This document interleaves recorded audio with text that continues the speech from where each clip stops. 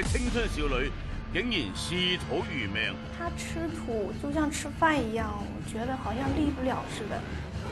他每天基本上都要吃的。咁奇異嘅行為係中邪係怪癖，抑或係有咩難言之隱呢？這種土如果比較乾的話，吃下去肯定是很痛的。視土如命嘅背後究竟隱藏住點樣嘅秘密呢？解密行動馬上為你解密吃土女孩之謎。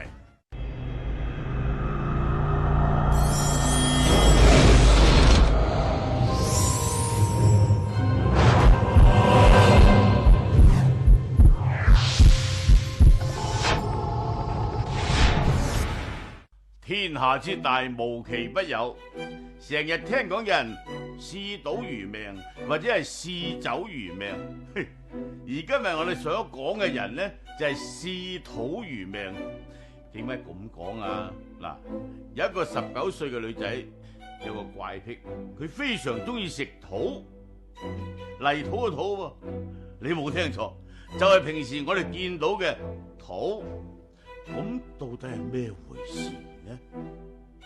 為咗尋找傳言中食土嘅女孩子，我哋嚟到咗河南省新鄉市。我想問一下，你聽說你這有一個女孩，她吃土，你聽說沒？聽說過。那你見過了嗎？見過。你看她土都怎麼吃土？那有這麼大一塊吃吧？她是挑土吃，不是每啥土都吃，也是挑一種，平常跟人吃飯一樣嘛。那大哥您見過嗎？我見過。那個女孩大概有多大年齡？18吧，18、19。那你看到她吃土都是什麼樣的情況？那都平常吃馍，回到家吃饅頭。那你經常見到嗎？她每天都吃，而且鄰居。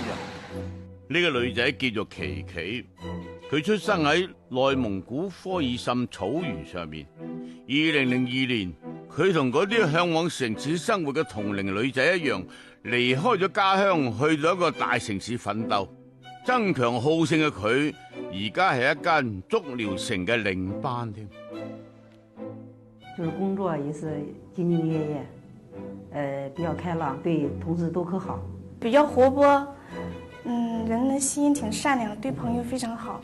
你睇佢忙碌嘅身影。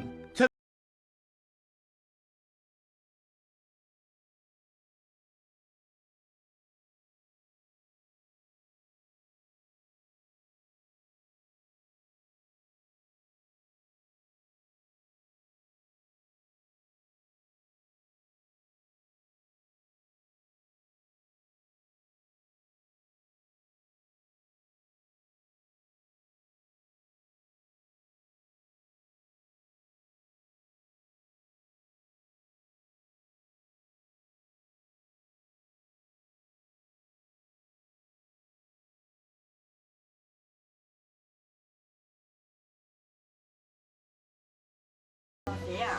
大媽，這是七七哥家嗎？她在家嗎？在家。哎，有人找。誰呀？哦，你就是寶。我哋去到嘅時候，啱啱係午飯嘅時間，琪琪喺度食緊飯噃，而佢喺餐台下邊有一盤黃土，就引起咗我哋嘅注意啦。唔通呢啲就係佢餐餐都要食嘅土？琪琪話呢個盤裝住嘅土係佢喺10幾公里外邊郊區揾到噶。呢種土啊，沙比較少，而且仲有一種特殊嘅味道添。我用語言形容不出來，我只是感覺一進嘴裡的口感特別好，都是香甜的味道吧，都是應該是說比吃所有東西的味兒都香。食完飯之後，琪琪開始大啖大啖咁食土啦。如果唔係親眼見到啊，真係難以相信一個後生女竟然每日要食半斤幾嘅土，而且仲食得5滋6味添。喺琪琪食土嘅過程裏邊啊，我哋仲睇唔出任何作假嘅跡象。咁佢食嘅土又會唔會做咗咩手腳呢？喺呢個時候啊，琪琪好似睇出咗我哋嘅差異啦。佢就主動提出要我哋同佢一齊去揾土。20分鐘之後，我哋就嚟到郊外一個喺度施工嘅工地。琪琪喺地上求其咁樣執嚿土，就開始咁食啦。佢同我哋講，自己並唔係好似人哋所講嘅，淨係食土唔食飯嘅怪人。而且雖然食咗咁多年啦，但係除咗感冒呢啲常見嘅病之外咧，呢幾年啊都冇發現過其他嘅病痛。喺見到琪琪食得咁滋味嘅時候，我哋嘅記者都忍唔住攞咗少少放喺嘴裏邊啦。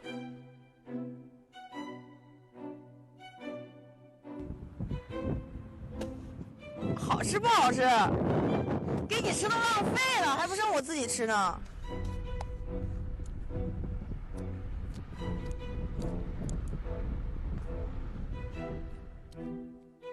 同樣係土，琪琪嘅食得5滋6味喎，而我哋一放入個口裏邊，立即就忍唔住咁吐翻晒出嚟嘅。我曾經聽講過啊，喺解放前，因為缺少糧食，有人餓到頂唔住啦，就攞啲觀音土嚟到充飢。但係就算幾餓都好啦，都係唔能夠食得太多嘅，而且泥土啊係好難消化噶嘛。食得太多會脹死人噶，但係琪琪食咗咁多年啦，一啲事都冇。喂，究竟又係咩回事呢？19歲嘅青春少女竟然視土如命，我要吃土，我要吃土。咁奇異嘅行為係中邪係怪癖，抑或係有咩難言之隱呢？這種土如果比較乾的話，吃下去肯定是很困難。如果說沒有足夠的食物殘渣，沒有足夠的消化液分泌，沒有足夠的引入的這個水分，這些東西的話，可以造成一個土本身這一個沉積成塊。視土如命嘅背後，究竟隱藏住點樣嘅秘密呢？解密大行動吃土女孩之謎正在播出。為咗解開琪琪食土之謎，我哋就帶咗佢去北京，喺清華大學第一附屬醫院進行檢查啦。進一步檢查，這個證實他是不是真的吃，是不是再有一定的欺騙性。還有就是要檢查一下他主要是因為什麼原因，明確一下他什麼原因，為什麼要吃這些東西。幫琪琪嘅身體做咗簡單檢查之後啫，醫生就將佢帶到 X 光室。你跟他說快遞，你踩吧踩。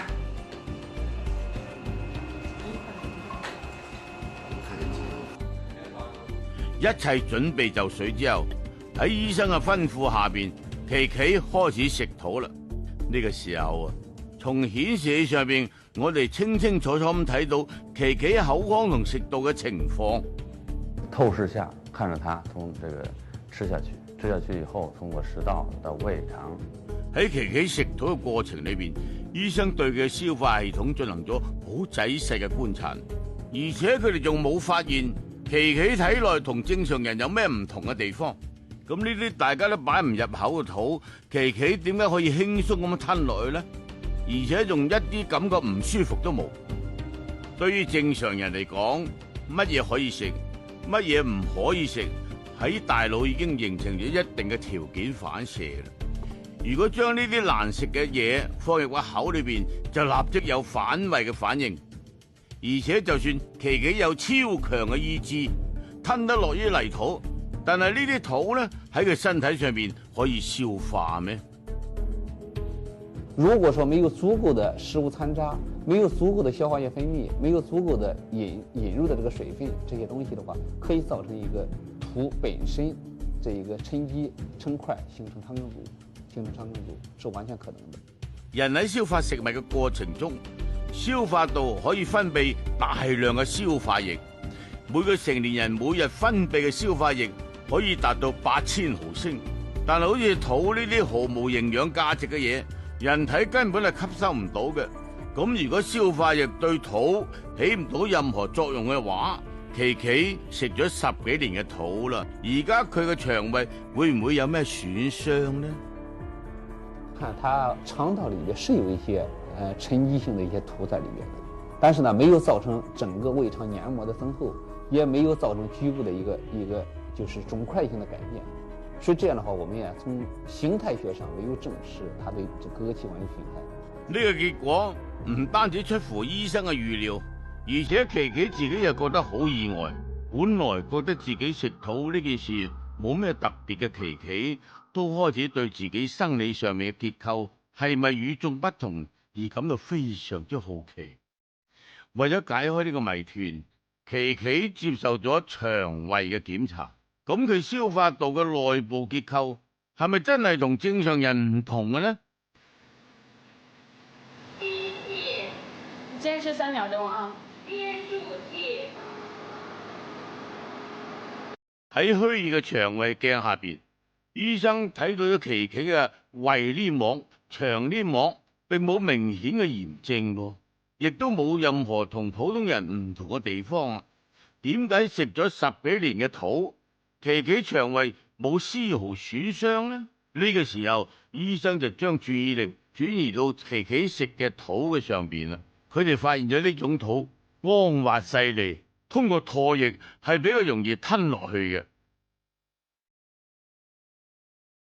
這種土如果比較乾的話，吃下去肯定是很可以。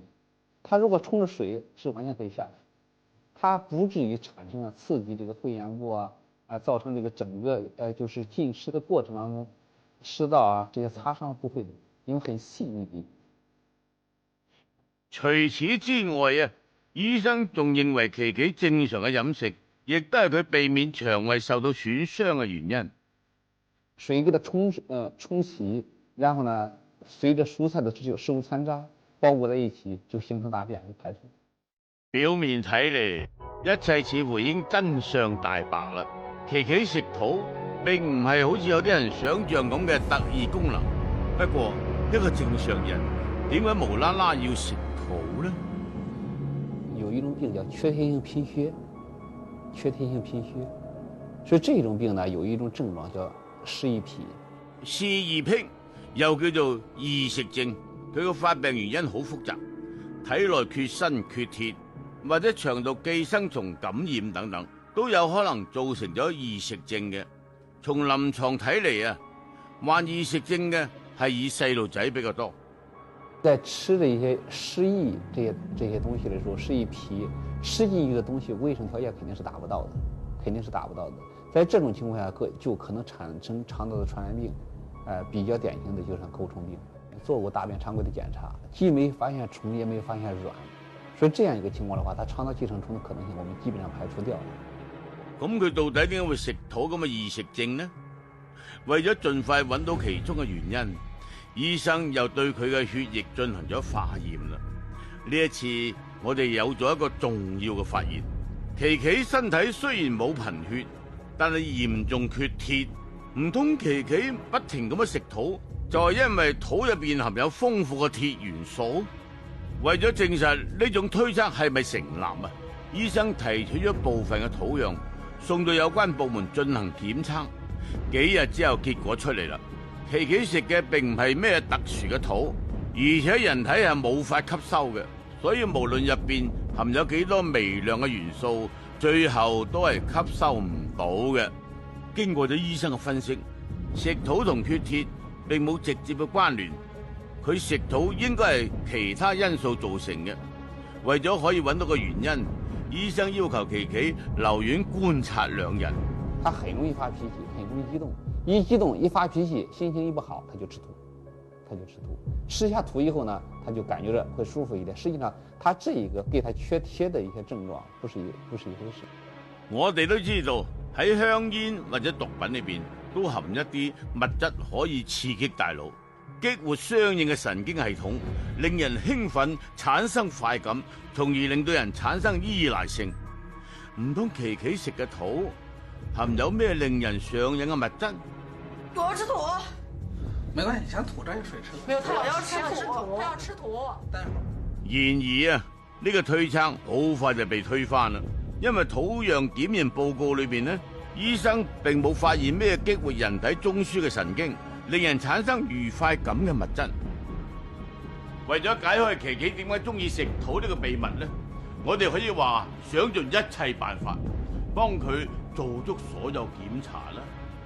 但而家得出嘅結論係琪琪身體正常，佢食嘅土亦都冇咩特別，但醫生就察覺到琪琪心情唔好嘅時候，食土可以令到佢心情好返啲。於是醫生就推測啦，可能食土係同佢嘅精神因素有關。為咗查清事實嘅真相，我哋帶住琪琪揾到咗從事心理治療嘅劉醫生。喺劉醫生內心引導底下，琪琪講出咗隱藏喺自己心裏邊嘅食土嘅秘密啦。這就是說，還是跟精神因素有很大的關係。他願意吃，他實際上發生的病因裏邊，12年以前就是聞着這個土質的氣味比較特殊，他喜歡上這個東西了，所以他產生一種強迫性的性質。琪琪回憶話，喺佢7歲嘅時候，佢喺河邊玩，突然間聞到咗草地上飄嚟一種特殊嘅氣味。除了牛肉、跟羊肉、跟泡奶時候出來的那種香味兒，從來都沒聞過那種香味兒吧。草原上散發出嚟嘅泥土芳香，深深咁吸引住琪琪。佢當時攞咗一啲土，試下放入嘴裏邊。吃第一口的時候，說實話沒有什麼太多的味道。當我吃第2口的時候，都已經上癮，感覺那東西又香又甜又好吃，就感覺比家裏邊就是從小到大吃過任何東西都好吃。喺琪琪童年記憶入邊，屋企除咗牛肉、羊肉之外咧，根本就冇蔬菜同水果嘅。咁係唔係牧民單調嘅飲食，令到佢萌發起食土嘅慾望呢？抑或係草原上嘅泥土特殊味道吸引住佢呢？但就係由呢個時候開始，琪琪就開始食土啦。雖然佢父母都有個嚴厲咁阻止，但係都冇法抑制住佢食土嘅行為。就是飯也不吃，然後水也不喝，然後我往床上一躺，晚上我也不睡覺，就是已經絕食到3天了。就是我媽我爸沒辦法了，就妥協了。隨住時間嘅推移，琪琪食土嘅慾望越嚟越強。佢唔單止餐餐要食土，而且仲當成係零食添。更恐怖係，當土癮發作嘅時候咧，就連車胎嘅泥土都會成為佢口中之物。細個嘅時候，因為食土令到其他小朋友都疏遠咗佢，而且因為食土仲影響咗佢嘅喉嚨正常發育添。而呢啲影響都令佢想努力咁改咗呢個怪癖，但始終都唔成功。心情不好，心情煩躁，想跟誰吵架，找茬，發脾氣。我感覺這一天應該度日如年吧，跟死了差不多，就是說就是沒有靈魂的軀殼。經過咗一段時間交談之後咧，劉醫生意識到琪琪之所以對土如此強烈依賴咧，除咗身體上需要之外，更多係心理嘅需要。因為我們每個人的心態不同，就是我們選擇那個東西是不是我們需要，不完全是那個東西有沒有用哈，不是那個東西客觀上有沒有用，而是那個東西對我內心來說是不是一個需要的東西。有的時候我們可能選擇那個東西，的確對我們來說可能沒有一個真實的必須的那種，比如說它有營養，但那個東西可能在我們心裏邊它可能是需要的。劉醫生話，土對琪琪嚟講就好似朋友同親人嘅關愛，而呢種關愛喺琪琪成長過程裏邊呢，曾經缺失過嘅。其實有的時候那種滿足沒有辦法真正滿足的時候，那麼他就會不斷去追求那種東西，那麼長此以往呢，就會變成那種習慣。這種行為的確是比較特殊哈，而且超出了意志尋常的這種情況，因為他真的是非常渴求。